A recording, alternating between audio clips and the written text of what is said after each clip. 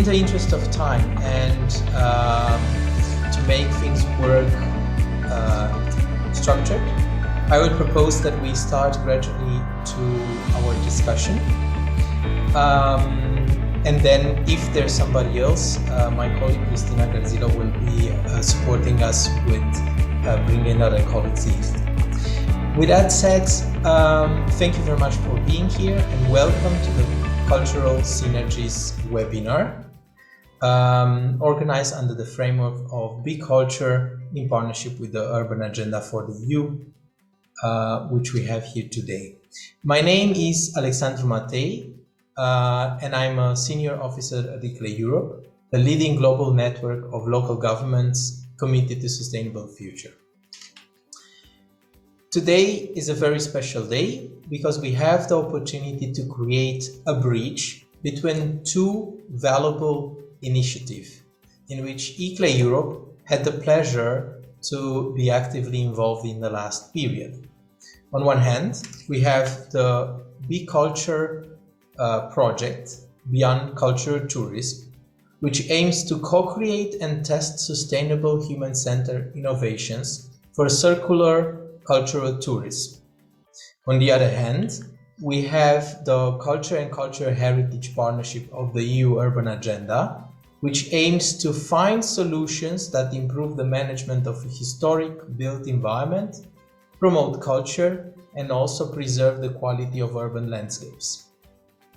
Today, we will learn about the action plan developed and implemented under the Culture and Cultural Heritage Partnership, and also reflect on and hear about the work that have been started under the Be.CULTOUR project, the methodology being developed, and the intentions for the next period.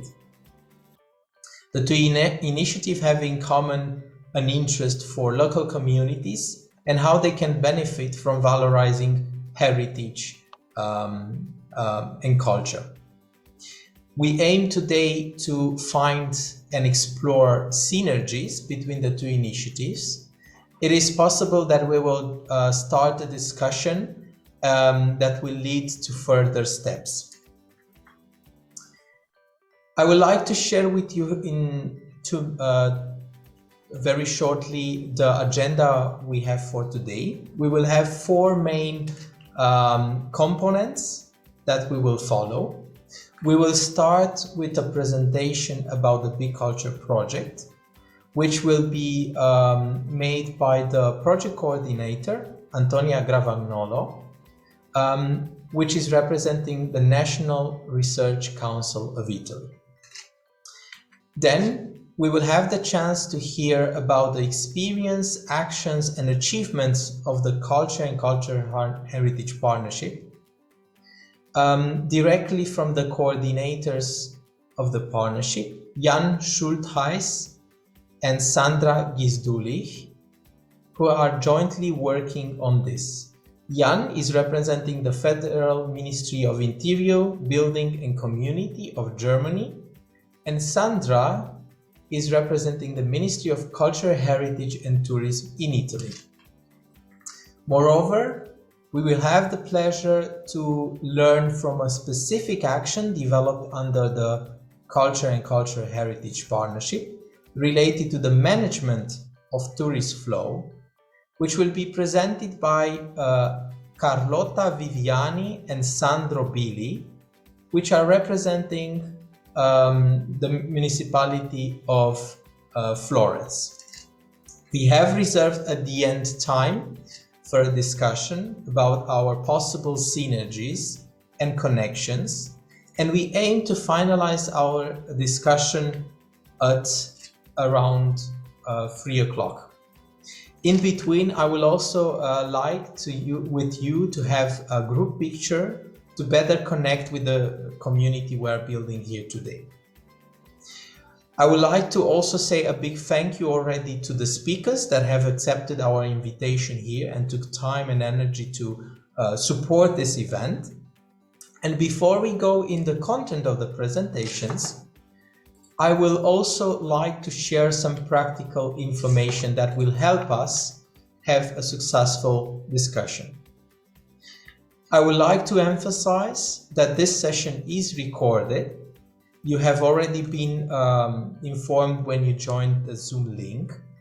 And we do that in order to be able to later present on our project website, most probably Be.CULTOUR, the presentation shared today here. I would like to emphasize that the discussion part at the end will not be publicly shared, but it will be just a internal reflection. Moreover, I would like to encourage you to introduce yourself by writing your full real name in the Zoom participants list. To do that, if you need it, you can go to the function More, where you can rename yourself.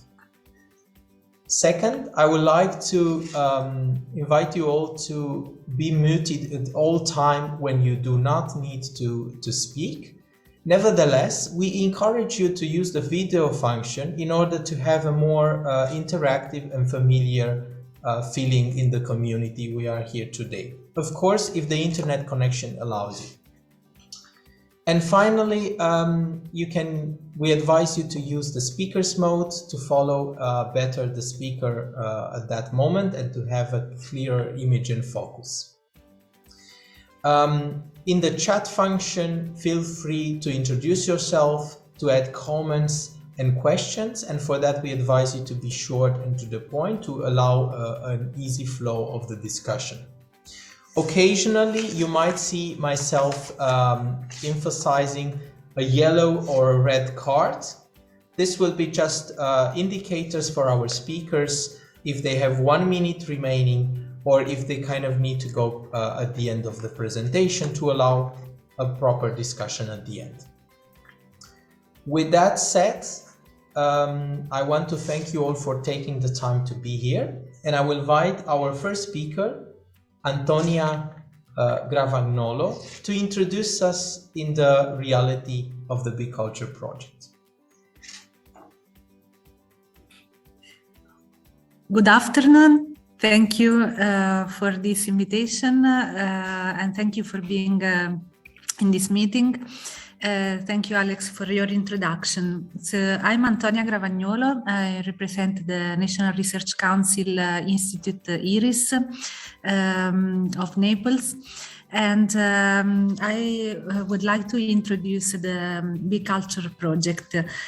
So let me share the screen. I think I'm able to do it. Do you see my screen? Yes, we do. Okay, great.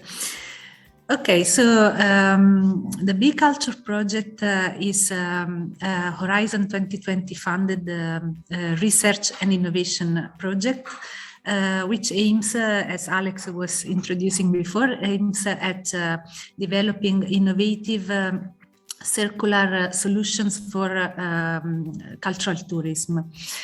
The project has a long title that starts with this word, beyond cultural tourism. This means to develop in the pilot areas that I will show later a model of cultural tourism which is directed to regional development. So the focus here is not tourism, but it is to build a sustainable and circular model for regional development in which cultural heritage is at the center, in which cultural heritage becomes a driver of development, using, let's say, tourism in a different way, as a driver of sustainability and also as a driver of human-centered and circular development. The goal is to move those beyond tourism through a longer-term human-centered development perspective, enhancing cultural heritage and landscape values. The partners are 15 and come from 10 different regions in Europe. 10 different countries. We have countries in Southern Europe, in Northern Europe, but also in the eastern part, and also non-EU countries involved. In one region especially, there is a cross-border cooperation between non-EU and EU country with partners from Romania, Moldova. So it's really a differentiated consortium, very diverse. Also in terms of organizations, we have public institutions, academics, of course, and research centers as the CNR in which I am. ICLEI and ERWIN, which are two large organizations with cities and regions, and also civic associations. The goal is to test sustainable human-centered innovations, to co-create these innovations together with the stakeholders in the different areas through collaborative innovation networks, collaborative methodologies, and improved investment strategies. These innovation networks are central in the project. So the innovations are co-created, and we are building a process that is led by ICLEI in all the pilot areas to strengthen the relationships between the different stakeholders, including, of course, our partners, to enhance their spirit of collaboration and their capacity to find solutions, potential solutions to the challenges that are identified in the areas. So the keywords of these projects are many, but some words are central. One of that is entrepreneurship. This project is really focused on enhancing the capacities, the skills of local people, of local communities, to empower local communities and become more entrepreneurial. Develop ideas that can generate new jobs, that can generate new enterprise. Especially at local level. So going also beyond the concept of a tourism, which is led by large international companies, which of course is needed because of the digital tools and so on, but also to empower really the local people to find themselves the solution, because they are the knowledgeable people in the areas. So the project, of course, brings through the academic partners, through the business schools involved, it brings an expertise. It's a process of knowledge sharing and really exchange between the partners and the stakeholders, but also from bottom up, let's say, are also coming the ideas, the identification of the problems, of the challenges. So this synergy is aimed to bring new solutions, innovation. So the approach is to target which kind of areas: the private, the remote, peripheral, the industrialized areas also, and cultural landscapes, which have cultural values, high cultural values, really treasures in terms of cultural heritage, cultural resources, also intangible resources, but are less developed, less known. And also in contexts such as, for example, Cyprus, which is one of the countries that is more dependent on tourism and which is more, local economy is really based, let's say, on tourism for a large part. There are still areas which are not known, not visited, but also, let's say, perhaps more authentic, more integrated in the traditional landscape, and can have some potential for developing a different, a new kind of tourism experience.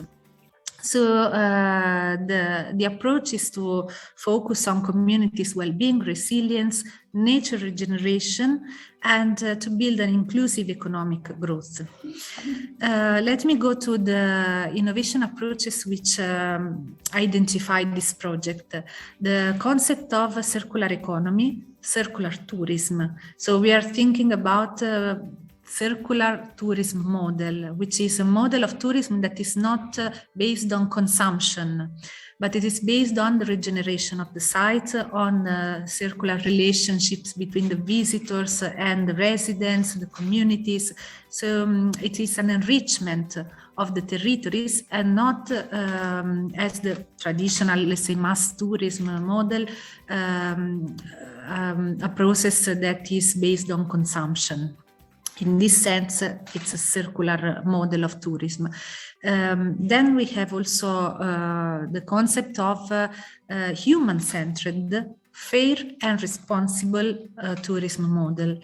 So here again, it is stressed the idea that tourism should contribute to the development of the territories without consuming and depriving the cultural resources, so maintaining the aspect of the local identity, authenticity, and integrity of the cultural resources. This brings also to the idea of cultural Europeanization, as these areas let's say, tell a local story, but the cultural heritage in all European regions is also able to tell a European story, a common story which manifests common roots of the European communities. And this is also one of the aspects that we are going to explore in this project. And finally, the focus on smart destination management, which means also the use of data in a smart way, in a way that is useful for the policymakers to address and monitor certain aspects of the tourism flows, what is happening, let's say, based on the tourism flows, which is the impact that tourism or these new models of tourism are bringing to the communities and to the territories. So we have identified for the moment 6 innovation areas in which our pilot partners are working. Some are more based on the rural, some others are more based on the religious heritage, spiritual experience, nature as heritage. So you see different aspects that can bring innovation into the traditional tourism services products. And also we have observed in these first months after the pandemic period, let's say we are still in some way in the pandemic period, a change of the tourism demand, a change in the trends of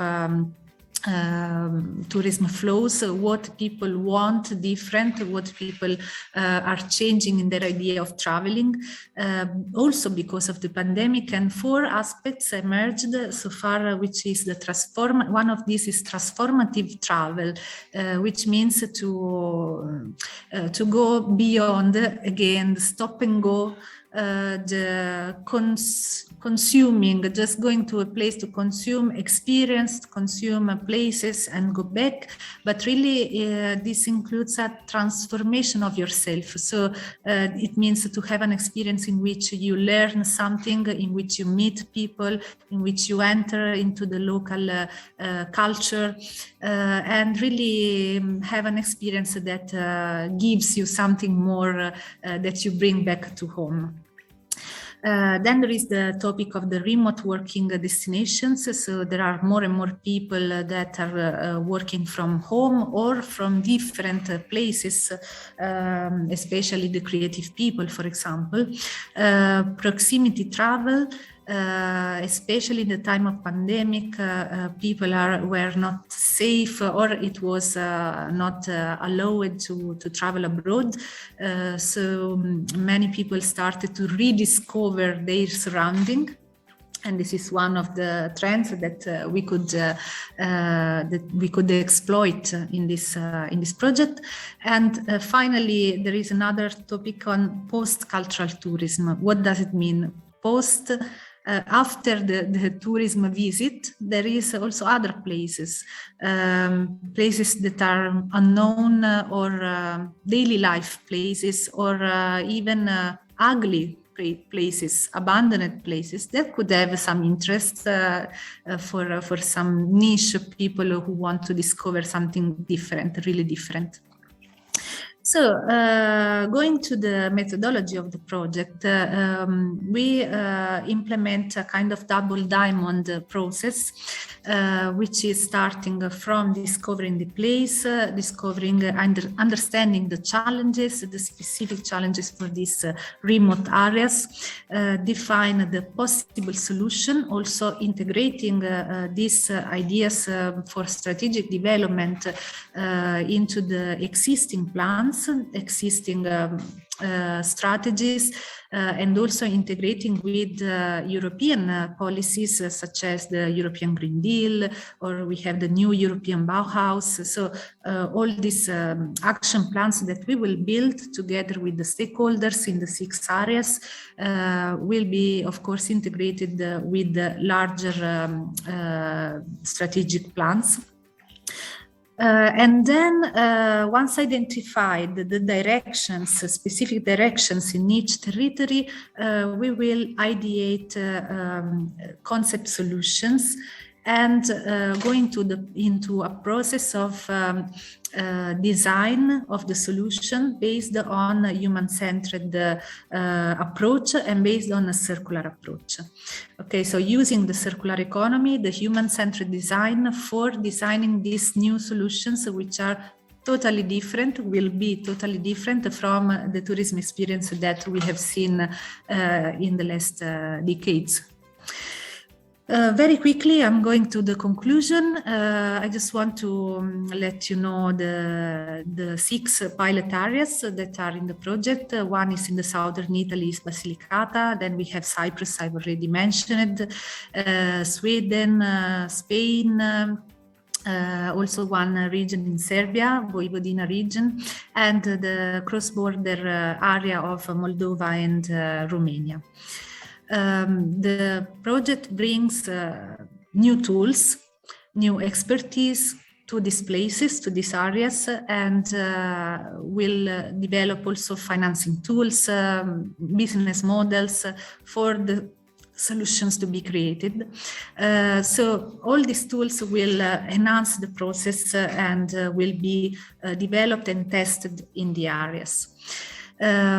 Finally, also we added through a European call 16 new mirror innovation ecosystems. We have called this in this way. So 16 networks that will join the project, are joining the project, and also test, experiment with us and exchange ideas and best practices with the pilots. So that's all. Alex, I leave the floor to you.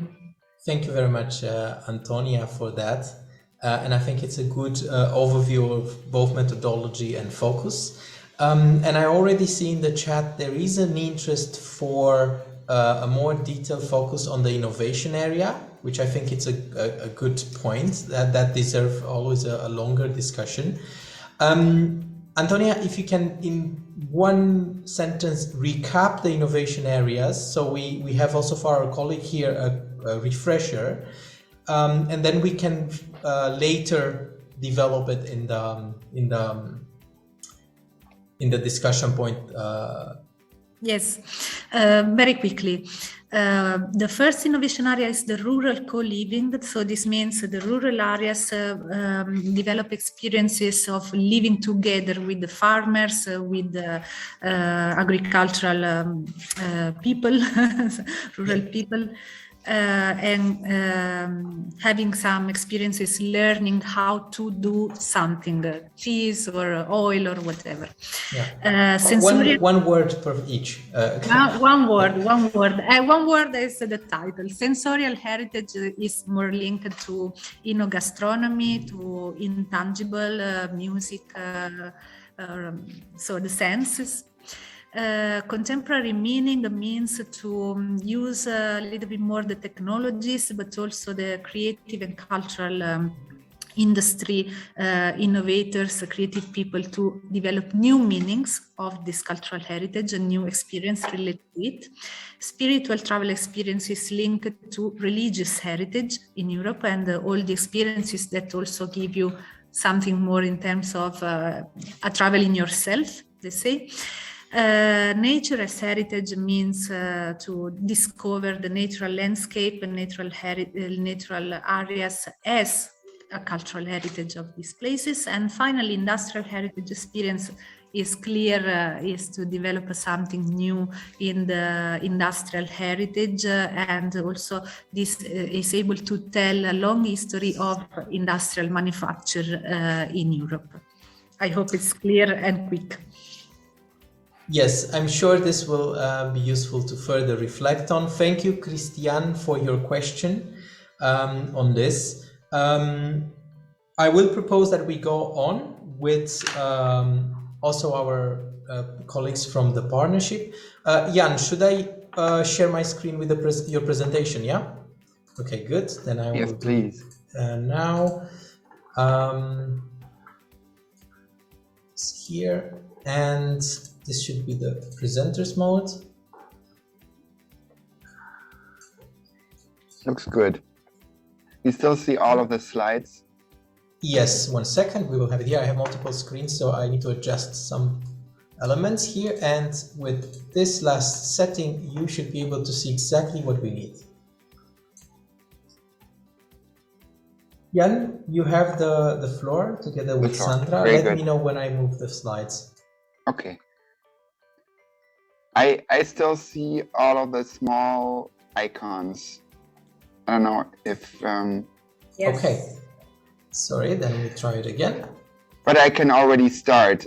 Thank you very much for inviting us. Thank you very much for this cooperation. Just the previous presentation, the excellent presentation, made it very clear that there are a lot of synergies. And we are very much in the phase of looking for synergies in our partnership. So this is a very welcome opportunity.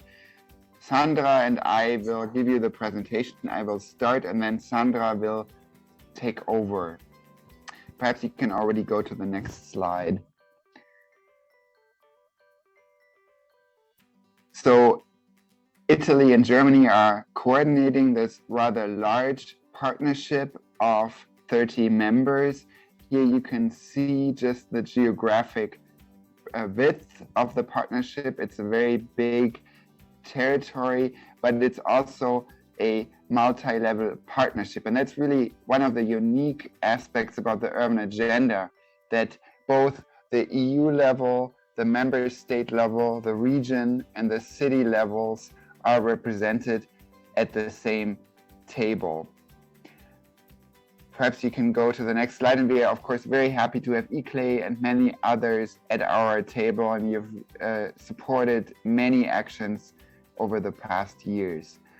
Here you can see, and I'll really try to be very quick so we have time for discussion. Here you see one of the important images of our work. We spent the first year of the partnership looking what are the important topics within culture and cultural heritage, and where are the needs for action.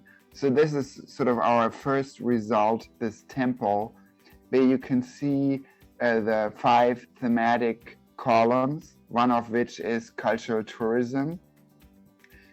And you can also see the foundation, the cross-cutting topics, which are financial sustainability and funding and integrated approaches, interdisciplinary approaches.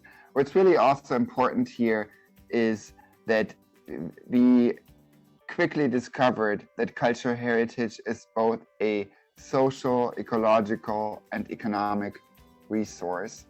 And that when we talk about cultural heritage, it's of course monuments, but it's much more. It's also the landscape, it's also the intangible heritage and a lot more. So we have a really broad definition of cultural heritage. Yes, thank you. Here you can essentially see a similar depiction. Here you see our 5 columns, but what's important here is the sort of rings, which is also unique about the urban agenda, that we are expected to come up with recommendations according to the so-called Pact of Amsterdam, recommendations for better funding, better regulation, and better knowledge. And here you can see that the 11 actions that we developed from this temple, they fit very well into the 3 rings. And Sandra will briefly explain those 11 actions. The next slide, please. Here, the next few slides will be sort of a first set of reflections on the further development of culture and cultural heritage in European cities. We are yes, you can go to the next slide. We are nearing the end of our official term, so we are still in the middle of evaluating, but this is sort of a preliminary assessment, and it's really the strategic backbone, the common thread of our work. So the first slide is that we feel that culture and cultural heritage in European cities require a broad understanding, because for us, cultural heritage is, I mentioned it already, means a lot of time layers, old and new, medieval, but also modern. It means the beautiful heritage, but also the uncomfortable heritage, the industrial heritage, etc. And here in this image, you can see the magnificent Buzluja memorial in Kazanlak in Bulgaria, which is one of our members in the partnership. And perhaps I can just say one sentence here. This was the starting point for one of our actions on dissonant heritage, because the city has this dissonant heritage and doesn't quite know what to do with it. And the starting point for our action was the question, can we perhaps link this heritage together with the UNESCO World Heritage that the city also has, and link it also to the rose tradition, which the whole region has as the world's center of rose oil production. And now they're developing a regional tourism concept. So I think this fits quite well into your focus area as well. Next slide, please. Culture and cultural heritage are the starting point for integrated approaches to urban development. We really feel that culture and cultural heritage should be very much included in all urban planning processes, and that it's really important to have all the different departments that deal with city development at the table, and also consider this when talking about funding strategies. Next slide, please. Culture and cultural heritage increase resilience in European cities against threats, some of them natural, some of them man-made. We see it both in the pandemic, but also in climate change. Culture and cultural heritage have proven to be a very adaptive and responsive cities to all of these threats. So it's very important to keep this in mind. Next slide, please. Culture and cultural heritage support social inclusion and territorial cohesion. We feel it's important to look at both the places and the people who live there, to ask the question, what's important for identity, for local skills, how to ensure access to this heritage for all. Next slide, please, and that's the last on this set. Culture and cultural heritage support the building of identity and democracy. We all share our European values, and it's a really important stepping stone for identity, but also for democracy building, which in some cases is really under threat right now. Next slide, please. Here you can see we are at the end of our 3-year formal term. And we are in the process of wrapping up our actions and really developing recommendations, which also means we are trying to reach out to other initiatives and look for synergies. Next slide, please. So we'll have 2 more partnership meetings, one online and one hopefully in Rome next year. We are working on some books, and I'll show this on the next slide. But we are also looking for synergies, I mentioned it. And for instance, we feel, just like it was already mentioned, the New European Bauhaus can be an important stepping stone. Next slide, please. Here you can see this will be our set of publications. We'll have 1 booklet on each of the 11 actions, and we'll have 1 joint booklet to explain the framework, and we'll hand over our recommendations to the European Commission probably in early summer next year. Now I think, Sandra, you will take over with the actions. Yes, thank you.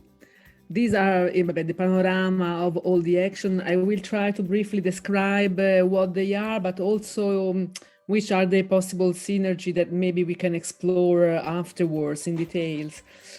So next slide. This is the action 1.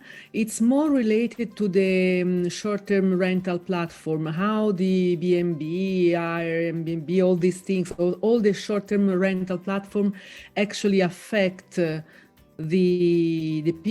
number of people in the cities, and also all the economical market, the prices of houses, so the impact, and how can cities possibly regulate the term rental platform in order to better manage this kind of tourism, massive tourism, and also how is it possible to regulate this kind of platform in a more cooperative way, so to support the regulations, and also that to create a regulation that is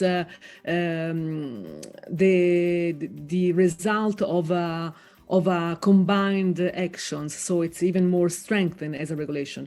And this is not about just tourism, but could be also something that you may have in mind, maybe for if you want to explore the regulative approach, how is possible that to foster certain areas or certain kind of tourism through the agreement with the short-term rental platform that may envisage to have better prices for specific areas rather than others. This could be something. The street invasion is something that I think it could be interesting. There are several things that are not directly linked to tourism, but of course they are very important for a broader sense of managing the city. And in this case is to provoke, to bring all kind of cultural sectors, activities, so the creative industries, I would say, the sectors in the street. So how the citizen can actually bring this kind of opportunities in streets, and in this case, in the action tree, in the cultural hubs. So specific places where you can actually create arts, and not only. So tangible and intangible arts. Action 4, it's the next one.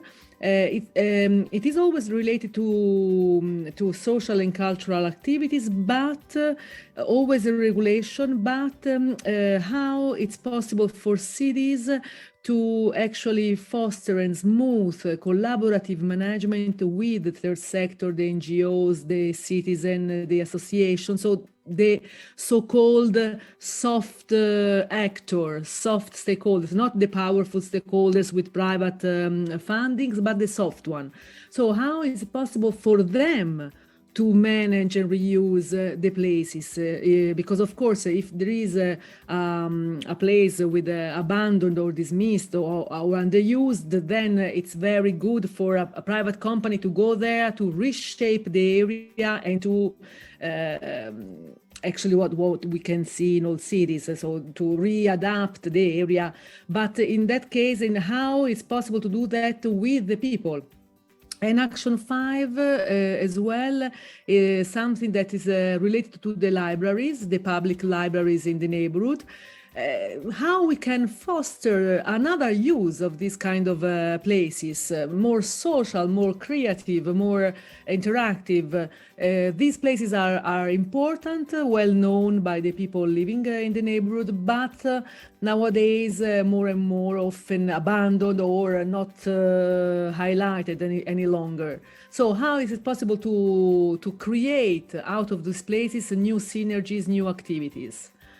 And then the 6 is actually a tool, is a planning tool for cities to see all the cultural activities in a planning, in a urban plan. So even the immaterial one, creating the synergy of cultural activities in a way that it's possible to programming and planning at urban level.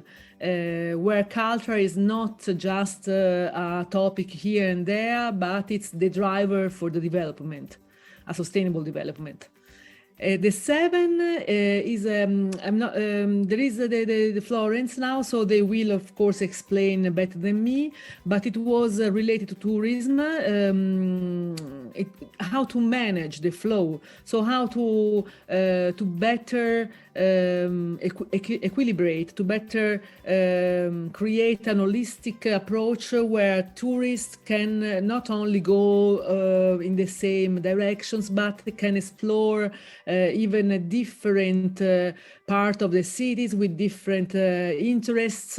So how is it possible to create different interests and also to manage the flow of the tourism? So, but it will be explored afterwards. The 8 and 9 are related to the relationship within cultural heritage and climate change. So here the 8 is for the risk management, and the next one, 9, it's for an observatory. But they are both related with this approach of how to all these things that derive from the climate change, but linked to cultural and cultural heritage, not just the city as a whole, but specifically for this sector. So the 10, it's managed by Germany. It's about dissonant heritage. So those places that are for some reason difficult to manage or to remember or to deal with, but how it's possible to actually reconsider and recreate a synergy and a relationship with those areas that for some for some reasons were difficult, dissonant, but still important to deal with. The 11, it's about the local cultural services. It's more linked to a survey in order to better understand for cities what it is about in terms of research, what are the needs of cities for the research on the cultural and cultural heritage. And this is why, because after the survey, we can better foster and lobby the Commission in terms to design financial opportunities with Horizon Europe, especially design on the needs expressed by cities. So not just decided on the table in a solipsistic unilateral way, but to create programs that are really important for cities in this sector. And this is the whole panorama. So that we can here now see if it's possible to create synergies and interlinkages among these two initiatives, considering that you are starting and we are ending. So this is also good. Thank you. Thank you very much, Sandra and Jan. And just as a quick note here, based on what we already seen and heard, I think Jan already dropped an interesting relationship in keywords. You talked about a broader perspective around, about heritage. We are talking in Be.CULTUR about beyond cultural tourism. So I think this is an interesting area to explore. I will not start now the discussion because we still have an important presentation. If there is a really burning question now about what you have just heard from our colleagues, then I will invite you to mention it now, quickly, so to take a very short answer to it. If that's not the case, then I will invite already our colleague to prepare for the last presentation here. So, Carlota, I understand you will first start, maybe? Yes. Yes, good afternoon. We will, Carlota, you said you will share your screen, correct? Yes. Do that, and until then, until you do that, we have a question in the chat. What is the time frame of the Be.CULTUR project? Antonia, a quick answer? Yes, it's running up to January 2024. Great. We will return on this and we will look into synergies, but now I would like to invite Carlota, and then supported by our colleague also Sandro. Carlota, you can begin. Okay. May you see the screen? Yes, we see it. Okay, perfect. Thank you very much for this invitation. As Sandra already anticipated, this project is a sort of pilot project that we presented in the framework also of the urban agenda in Action 7. So I try to be very synthetic, and I always remain at your disposal for further improvement of the project or further information. Okay. Just to begin, Feel Florence, what is it?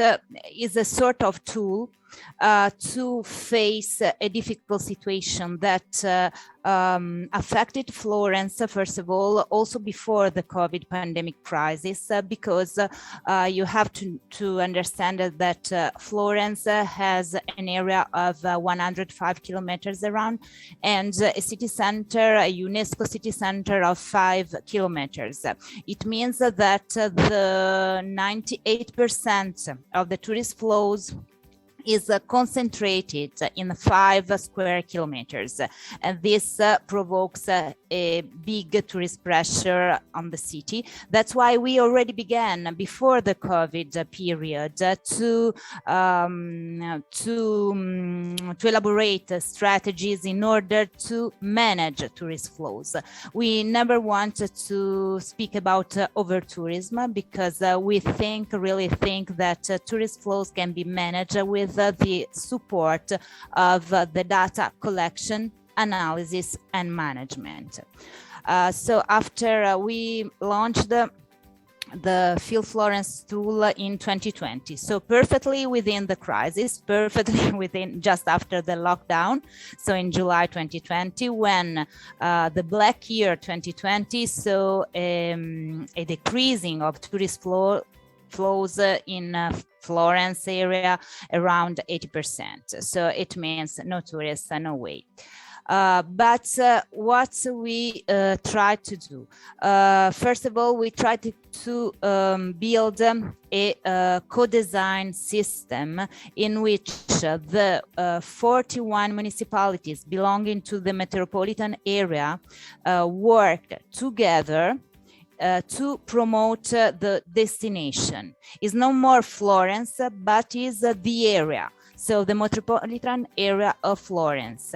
And it means that we have a platform in which 41 municipalities for the moment cooperate in inserting contents, managing data, give suggestions for new experiences, suggest people to go not in the crowded areas, but also in unusual or unexplored areas, bringing contents, events, update. We have a real-time update of all the point of interest in the area.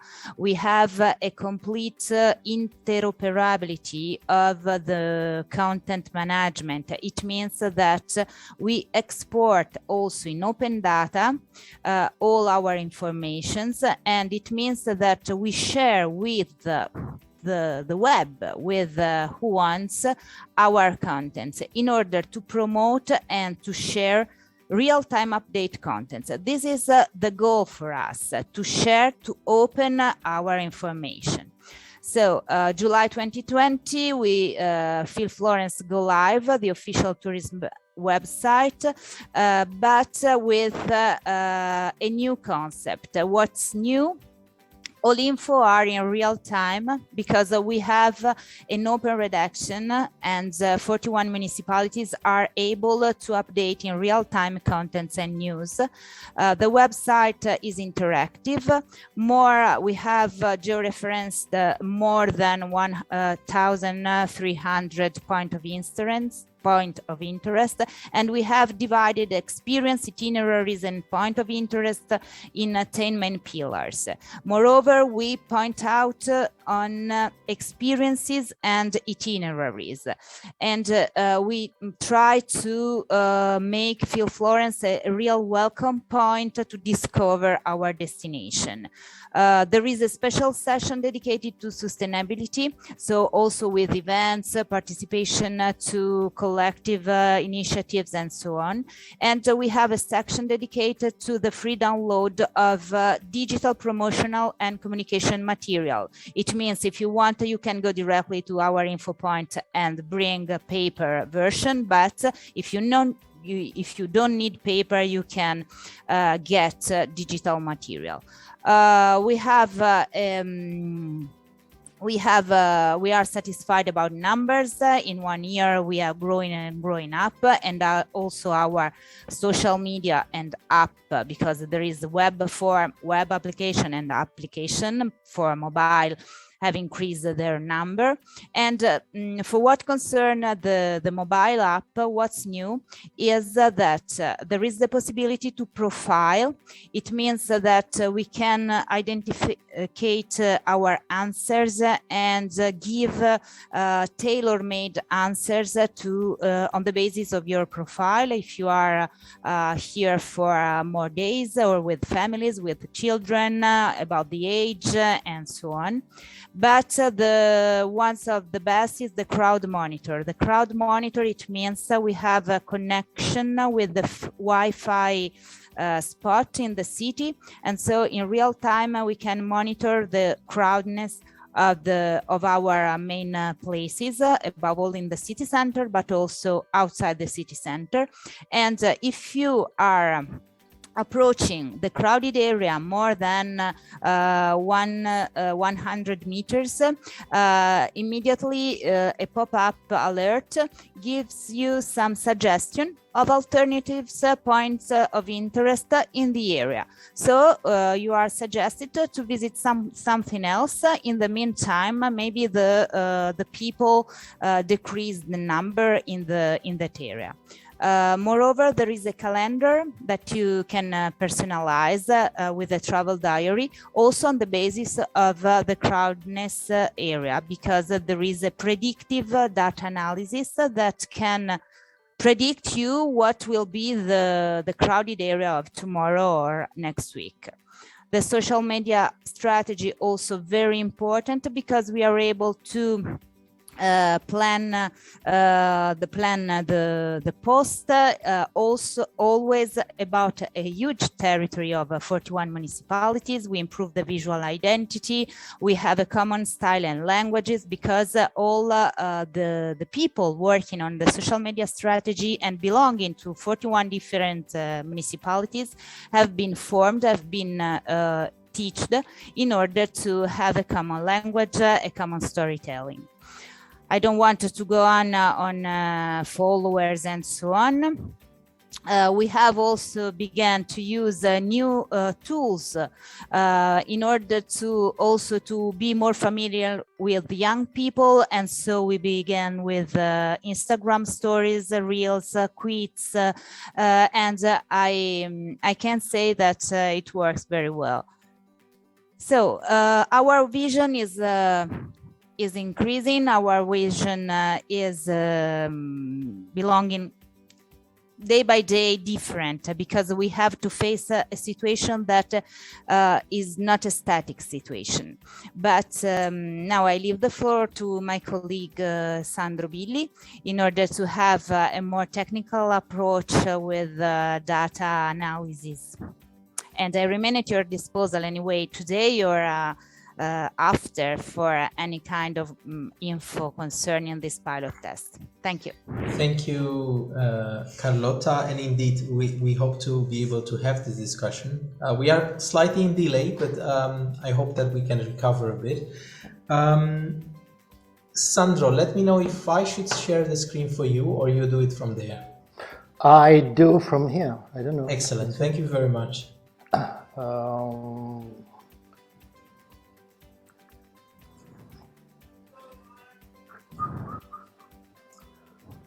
We see your screen. If you manage to make it full screen, that would be excellent. Wait, that I will manage.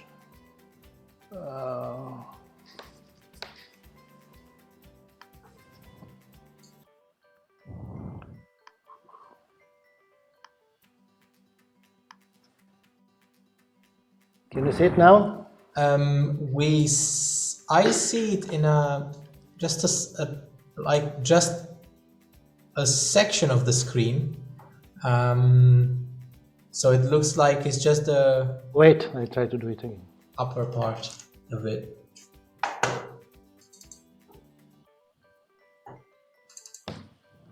Now it's good? Now it's good, including the border, but if that's not possible to avoid, then do it like this so we can still have time for it.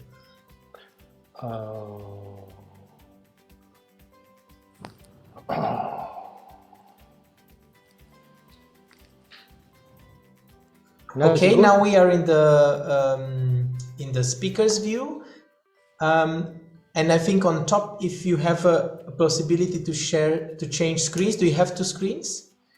I have two screens, yes. Yeah, there's an option that you need to shift the screen. Yes, wait.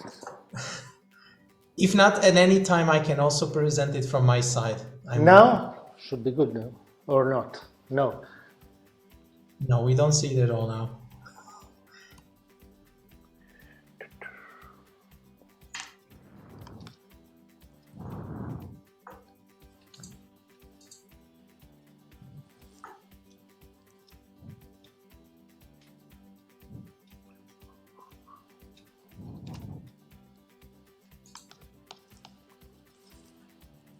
Is it working? Yes, it should. Okay, we start. Yes, we are now seeing your entire screen. Yes, this should be good. And now you see the same. You see both. No? We see the presenter view. But now you... Is there an option to shift screens? Yes. Excellent. Here you go, you can start. Okay, fine. So, the job we did inside the urban agenda for the EU partnership on culture was the action 7, the data collection and smart use applied to the management of tourist flow. So our task was to organize a set of data to know the tourist flows, not only after the tourists arrived and left, but our task was to monitoring a destination, a monitoring system, identifying synthetic indicators to monitor the overall degree of the activity in the destination, the degree of attractiveness of specific areas of tourist activities, and the degree of achievement of strategic objectives on the destination, and monitor the impact of meta-management action on the performance of the companies in this district. We talk about synthetic indicator because we wanted to arrive to a synthetic number, not many numbers identifying different issues, but to have a synthetic number that can be compared with other destination or even the same destination in different moments and different times. So in our idea is the data must present what happened. So the final balance, and this report must be very quick, because at the moment usually we can have data after 1 year more or less, but the data is needed to be faster. After 15 days at least the fifth data must be available. Of course there are some data that are faster and the other ones that are slower, but within 15 days we should have the results. And the second thing we need to know is what's happening, the real time. So the flows on the destination, where there is crowd, where there is not crowd, queues or not queues, and so where to suggest, as Carlotta says before, the tourists to move on the territories. The second one, which is important too, is the forecast. What could happen? I say could happen because, you know, tourism is affected in many different conditions, which is very difficult to have to be sure of what is going to happen. But I think that in the short term, this will be possible. 6 months, 1 year, we can forecast. So the third axis of analysis should be on short term, on the forecast. So what happened, what is happening, and what is going to happen. And this is important not just for knowing the tourism flows or just for knowing the tourism effects, but just for monitoring and managing the city. It's not a tourism aspect, but we see it a general aspect. So the sustainability too, not only on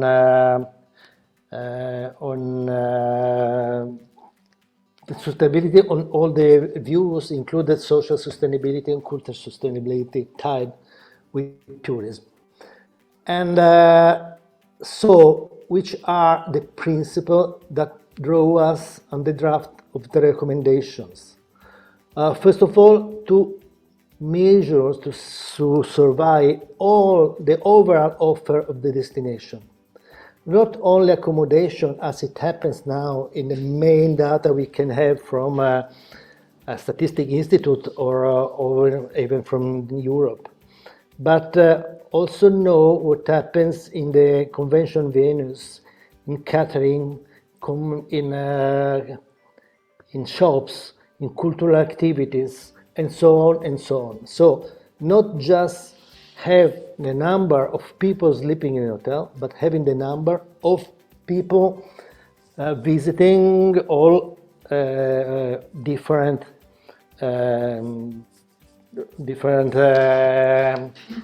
destinations in the city. The second one is developing the method for the construction of indicators. So some one is very easy, but some other will be more complex. For instance, the survey, the measure of excursionists, which is not just the analysis can come from one number, but we have to build a methodology to have the size. The connection between official data, company data, and big data, because we have data coming from different sources. One is the official data that we have in Italy, for instance, from the accommodation facilities. The other one are the big data that we can collect from, I don't know, from phone carriers or other one, or also from the use of commodities. Water, electricity, that are interesting to measure of visitors. And the third one is company data that comes from airlines moreover than the train and transportation. And well, we think that's important also to measure the performance and strategic behavior. So at the end, how is the economic follow-up of this activity on the destination? Because of course, any tourism activity that is provided, that is done at the end, must give an economic return to a destination. Other way, it means that it's not an economy, it's just some other things. And the other part is the indicators of different components of the demand. As I told before, not just tourists, but also excursionists. And we have also undeclared tourism, because these people that stays on the destination, and we can see it, but because they don't go in the hotel, they don't visit, maybe they sleep in their camper or caravan, so nobody knows that they are on the territory, but we must have an idea of them. Well, also sleeping in an accommodation that they are not official anyway, or the house that was given by a friend or a relative. So that's a number of people that we can have idea that they are in the cities. And so we have also different, well, we say tourists in an official way, but people in the territory for study or for health, that tourists too, they are in the territory, so that people that stay there and they make number. And well, at the end, not to have an indicator of the result, what happened, but to have indicator that say of a process of what's happening, or to where we are going, to be able to identify future problems in advance. So this is the set of data that we want to study, and it has 21 areas of data collection, analyzing source and nature of source, the original data. So the data we collect is original or must be somehow processed. Which data are connected? So if I take one data, from that data I can know different things.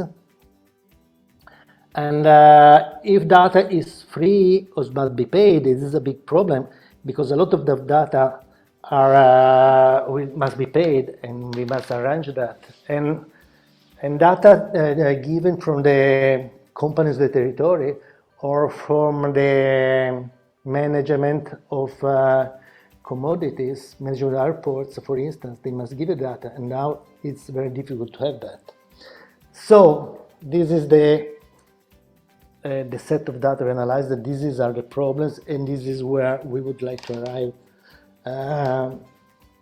practicing this different way of new wave of wider, broader way to take data about tourism. Okay. Thank you, Sandro. If I'm not mistaken, I think you're still sharing the slide with 21 areas. Exactly. There was another one. Yeah. Thank you. Okay, good. Also, this is the problem where the cost of public data from the authorities, update of data, because they must be fast, and availability of data from companies. We have data, we have European countries that collect data in different ways. So we must see if different countries the data is equivalent or not. And the third one is, the last one is sharing of data. This data must be known by every player of the universe of tourism. Thank you very much, Sandro, and also Carlotta, for your clarification. And I must say, I'm already seeing connection with the Be.CULTOUR. I think this discussion today can be seen as the starting point for further reflections. We had already seen elements on the broadening perspective on heritage, including the relation with what is and how we deal with the dissonant heritage. And I think this also relates with the beyond culture tourism debate we have in the project. We also seen technical relationship about data, promotion of peripheral sites and so on. So I propose that this is food for thought for the next period, both in the partnership, but also in the project Be.CULTOUR, and we can reflect on future connections and come back to that. From our side, in terms of what happened next, I would like to emphasize that the presentations will be shared as video recording on the Be.CULTOUR project in the next period. And we will continue to exchange between the coordinators of the project, coordinators of the partnership, in such a way that we find ways to build further this synergy. If there's no extra comments, then I would like to say a thank you to all of you that had taken the time to participate. I wish you a good afternoon, and I'm looking forward to continue this reflection with all of you.